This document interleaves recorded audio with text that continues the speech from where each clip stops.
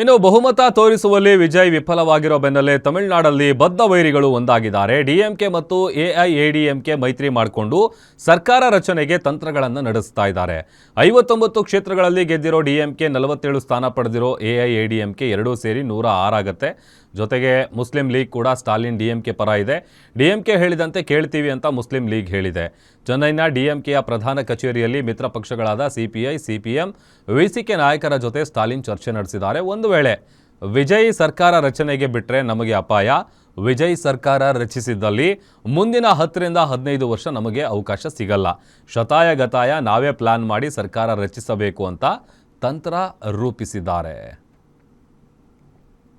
ಇತ್ತ ವಿಜಯ್ಗೆ ಸರ್ಕಾರ ರಚನೆಯ ಬಿಕ್ಕಟ್ಟಿನ ನಡುವೆ ರೆಸಾರ್ಟ್ ಪಾಲಿಟಿಕ್ಸ್ ಕೂಡ ಜೋರಾಗಿ ನಡೀತಾ ಇದೆ. 28 ಎಐಎಡಿಎಂಕೆ ಶಾಸಕರನ್ನು ಪುದುಚೇರಿಯ ಪುರಂಕುಪ್ಪಂನಲ್ಲಿರುವಂತಹ ಖಾಸಗಿ ರೆಸಾರ್ಟ್ನಲ್ಲಿ ಇರಿಸಲಾಗಿದೆ. ಅಲ್ಲೂ ಕೂಡ ಶಾಸಕರ ಅಭಿಪ್ರಾಯವನ್ನು ಸಂಗ್ರಹ ಮಾಡುವಂಥ ಕೆಲಸ ಆಗ್ತಾ ಇದೆ. ಅದರ ಜೊತೆಗೆ ಈಗ ಅಲ್ಲೇನು ರೆಸಾರ್ಟ್ನಲ್ಲಿದ್ದಾರಲ್ಲ, ಸುಮಾರು 25ಕ್ಕೂ ಹೆಚ್ಚು ಎಐಎಡಿಎಂಕೆ ಪಕ್ಷದ ಶಾಸಕರು, ಅವ್ರ ಜೊತೆಗೆ ಚರ್ಚೆಯನ್ನು ಮಾಡಿ ಅಲ್ಲಿ ಈಗ ಎಐಎಡಿಎಂಕೆಯನ್ನು ರೆಡಿ ಇದೆ. ಬಟ್ ಇಲ್ಲಿ ಟಿ.ವಿ.ಕೆ ಪಕ್ಷಕ್ಕೆ ಉಳಿದಿರುವಂಥ 6 ಶಾಸಕರ ಬೆಂಬಲ ಯಾರು ಕೊಡ್ತಾರೆ, ಏನಾಗುತ್ತೆ, ಈ ಥರದ್ದೆಲ್ಲ ಪ್ರಶ್ನೆಗಳು ಸಹಜವಾಗಿ ಕಾಡ್ತಾ ಇದೆ. ಅದರ ನಡುವೆನೇ ಈಗ ಆಲ್ರೆಡಿ 2 ದಿವಸ ಆಯಿತು. 2 ದಿವಸದಲ್ಲಿ ಸರ್ಕಾರ ರಚನೆಗೆ ಆಹ್ವಾನ ಕೊಟ್ಟಿಲ್ಲ ರಾಜ್ಯಪಾಲರು. ಈಗ ನಿನ್ನೆ ಹೋದಂಥ ಸಂದರ್ಭದಲ್ಲಿ 112 ಮಂದಿ ಶಾಸಕರ ಸಹಿ ಇರುವಂಥ ಪತ್ರವನ್ನು ನೀಡಿ ಸರ್ಕಾರ ರಚನೆಗೆ ಹಕ್ಕು ಮಂಡಿಸಿ ಬಂದಿದ್ದರು. ಬಟ್ ರಾಜ್ಯಪಾಲರು ಬಹುಮತ ಪ್ರೂವ್ ಮಾಡಬೇಕು ಅನ್ನುವಂಥ ಚಾಲೆಂಜನ್ನು ನೀಡಿದ್ದಾರೆ. ಹಾಗಾಗಿ ಟಿ.ವಿ.ಕೆ ಪಕ್ಷದ ಆಯ್ಕೆಗಳೇನಿದೆ, ಅವ್ರ ಮುಂದೆ ಇರುವಂಥ ಆಪ್ಷನ್ಗಳು, ಒಂದು ಈಗ ಮುಸ್ಲಿಂ ಲೀಗ್ ಏನಿದೆ ಅವರಂತೂ ಕಡ್ಡಿ ತುಂಡು ಮಾಡ್ದಂಗೆ ಹೇಳಿದ್ದಾರೆ, ಇಲ್ಲ ನಾವು ಡಿ.ಎಂ.ಕೆ ಜೊತೆಗಿರ್ತೀವಿ, ಯಾವುದೇ ಕಾರಣಕ್ಕೂ ನಾವು ವಿಜಯ್ ಅವರ ಟಿ.ವಿ.ಕೆ ಪಕ್ಷಕ್ಕೆ ನಮ್ಮ ಸಪೋರ್ಟ್ ಇಲ್ಲ.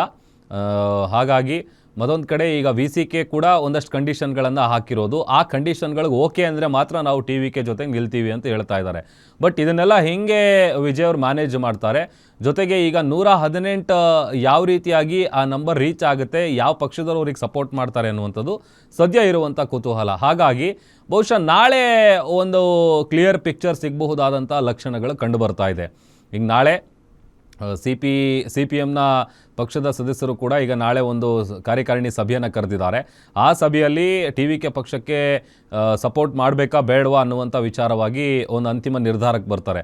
ಅಲ್ಲಿಗೆ ಉಳಿದಂಥ ಈ ಸಣ್ಣ ಪುಟ್ಟ ಪ್ರಾದೇಶಿಕ ಪಕ್ಷಗಳೇನಿದ್ದಾವೆ ಅವರೆಲ್ಲರೂ ಡಿ.ಎಂ.ಕೆ ಎಐಎಡಿಎಂಕೆ ಏನೀಗ ಮೈತ್ರಿ ಮಾಡಿಕೊಂಡು ಸರ್ಕಾರ ರಚನೆ ಮಾಡಬೇಕು, ಟಿ.ವಿ.ಕೆನ ಅಧಿಕಾರದಿಂದ ದೂರ ಇಡಬೇಕು ಅನ್ನುವಂಥ ಪ್ರಯತ್ನ ಮಾಡ್ತಾ ಇದ್ದಾರಲ್ಲ, ಅವ್ರ ಕಡೆಗೆ ಹೋಗ್ತಾರಾ ಅಥವಾ ಇವ್ರ ಕಡೆಗೆ ಬರ್ತಾರಾ ಅನ್ನುವಂಥ ಕುತೂಹಲಕ್ಕೆ ಬಹುಶಃ ನಾಳೆ ತೆರೆ ಬೀಳುವಂಥ ಸಾಧ್ಯತೆ ಇದೆ.